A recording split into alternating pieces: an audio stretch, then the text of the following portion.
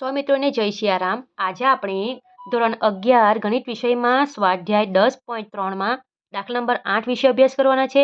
દાખલા number 8માં 16x² + y² બરાબર 16 આપેલ છે। બરાબર, અહીં આપણે હંમેશા 1 લાવવાનું છે, એટલે આખા સમીકરણને આપણે કેટલા વડે ભાગીશું? 16 વડે ભાગીશું। તો લખી લઈએ આપણે 16x² ના છેદમાં 16 y² ના છેદમાં 16 બરાબર 1। તો શું થશે? ધેરફોર x² ના છેદમાં 1 આવશે પ્લસ y² ના છેદમાં 16 બરાબર 1।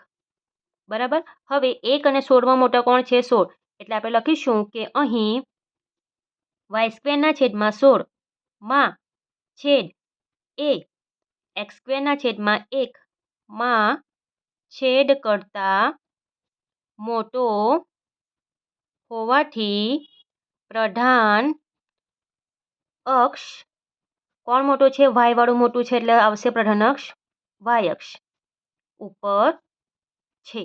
બરાબર, પછી જે કિંમત મોટી છે ત્યાં આપણે શું લખવાનું છે? એનો વર્ગ। તો આપેલ સમીકરણ ને x² ના છેદમાં b² વત્તા y² ના છેદમાં a² = 1 સાથે સરખાવતા। બરાબર, આ સમીકરણને આપણે સરખાવવાનું છે આના સાથે। તો b² ની કિંમત આપણને મળે છે, ધેરફોર b² = 1 અને a² = 16। તો b ની કિંમત કેટલી મળે? 1 અને a ની કિંમત કેટલી મળે? 4। આના ઉપરથી આપણે c શોધવાનું છે કે વળી c = વર્ગમૂળમાં a² - b² બરાબર વર્ગમૂળમાં a² ની કિંમત 16 અને b² ની કિંમત 1 મૂકી લઈએ। 16 - 1 વર્ગમૂળમાં 15। 15નું વર્ગમૂળ નીકળતું નથી, એટલે c ની કિંમત આપણી મળશે 15 વર્ગમૂળમાં 15 આપણી c ની કિંમત મળશે। હવે નાભીના યામ લખીશું। y અક્ષ હોવાથી x અક્ષ 0 અને અહીં આવશે ± c। 0 ± વર્ગમૂળમાં 15, c ની કિંમત શું છે? વર્ગમૂળમાં 15। ત્યાર પછી નેક્સ્ટમાં આવશે શિરોબિંદુઓ। 0 ± a। 0 ± a ની કિંમત કેટલી છે? 4, તો આપણે મૂકીશું અહીં 4।